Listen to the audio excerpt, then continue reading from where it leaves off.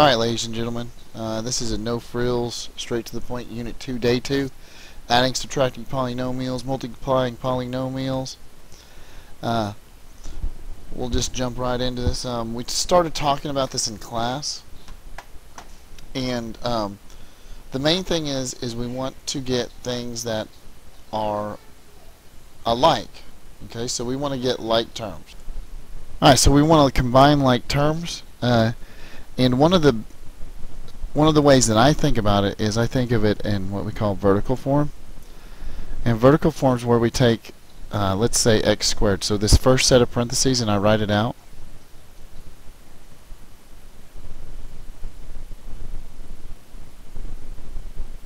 Alright? And I take the next set of parentheses and I write it below. Now I've got to match up the variable and the exponents that are the same. So 3x squared, an x, and a 4. And then I look at the operation. The operation that they're doing on this is a plus. Okay, so I'm going to do plus. I'm going to add everything up. And so I add this up. There's 1x squared plus 3x. So I'm just going to add the coefficients, the numbers that are in front. I get 4x squared. Then I'm going to add 2, and there's a 1x here, so I add, and I get 3x. And then I get 3 and 4, and I get 7. I put my pluses here in the middle. I circle it. It's in standard form. I've combined like terms. I did my first addition problem. If I do subtraction, I can do the same thing. I'm going to put x squared minus 4x plus 3. So I write the first set of parentheses. The next set of parentheses, I do the same thing as the first set. I'm going to write them, line them up. X squares are going to be the same. A 5x, and I'm going to keep the sign, which is a -2. I draw my bar, and the operation in the middle here is negative or subtraction. So I'm going to subtract the bottom from the top, and I'm going to put a 1 right there. So I got 1 minus 4. I know this is x squared. 1 minus 4, that's going to be -3.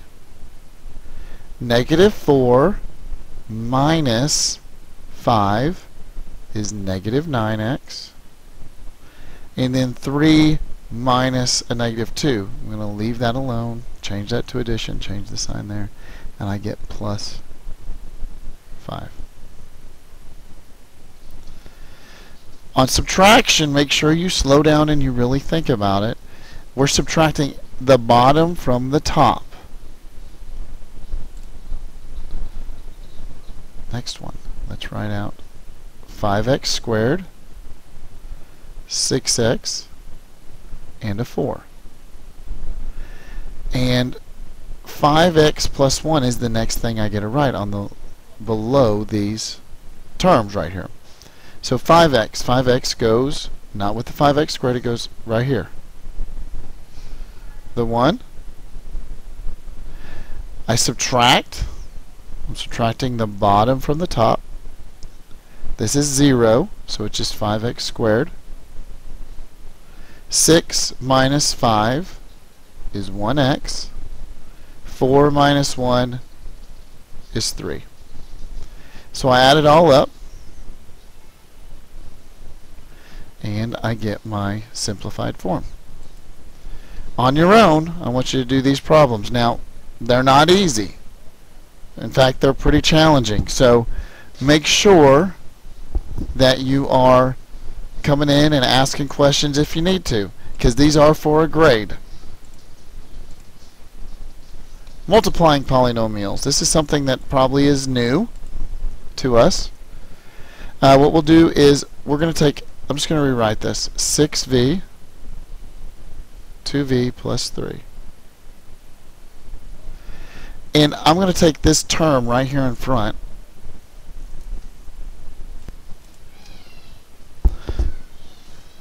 Okay, next.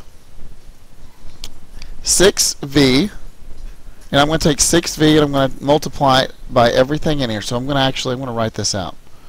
6v times 2v, and 6v times, now this is a positive 3. 6v times 2v is 12. There's two v's here, so it's v squared. 6 times 3 is 18, and a v. Now, I put an operation of addition in the middle, and I have it done. Okay, next. I can do the same thing. This is called the distributive property.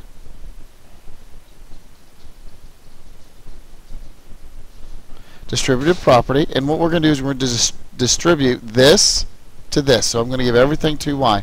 So instead of me rewriting this, I'm going to write 2y times y squared.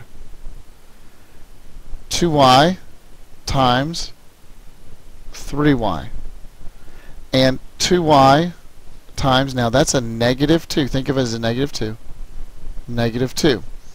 So 2y times y squared is 2y.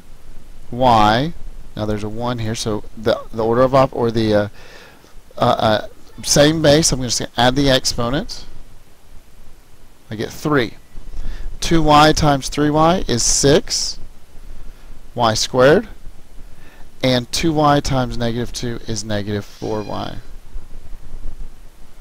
Alright, so I get 2y cubed plus 6y squared minus, I'm going to erase this negative sign, minus 4y. This is called the distributive property.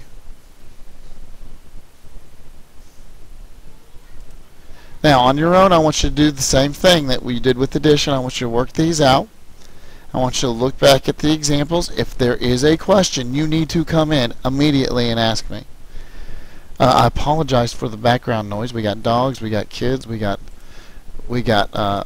Mama O'Neill in the background, but you know what?